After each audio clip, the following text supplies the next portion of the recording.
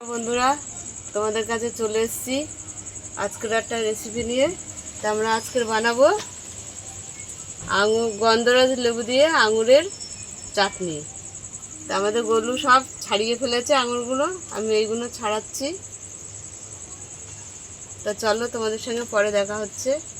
তো আঙুরগুলো ভালো করে ধুয়ে নিতে হবে, আমি ধুয়ে নিচ্ছি। ধোয়া হয়ে গেছে, আঙুরগুলো 2 পিস করে নেবো, কেটে কেটে নেবো। এইভাবে আমি কেটে নেবো। এখন না পরে। আঙুরগুলো সব 2 পিস করে নিয়েছি, কাটা হয়ে গেছে। তো আমাদের নুনটা ধরে গেছে, কড়াটা বসিয়ে দিলাম, হয়ে গেছে। আমি সামান্য অল্প একটু তেল দিলাম, 2 গোটা লঙ্কা দিয়ে দিলাম। 5 ফোড়ন দিলেও গন্ধটা সুন্দর হয়, তার জন্য একটু 5 ফোড়ন দিয়ে দিলাম। হয়ে গেছে, চিনি দিয়ে দিলাম।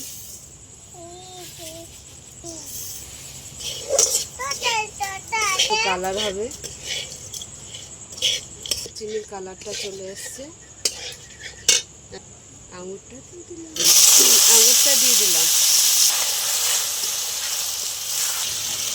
আমি সামান্য অল্প একটু জল দেবো।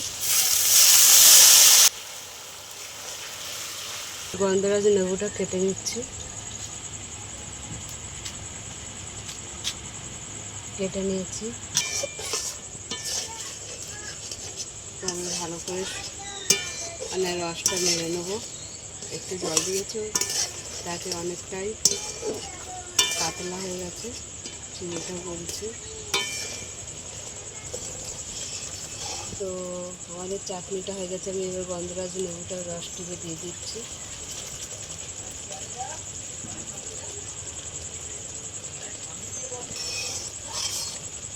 হয়ে গেছে, আমরা নামিয়ে নিলাম লেবু আর আঙুরের চাটনি। একটু ভাজা মশলা ছড়িয়ে দিলাম।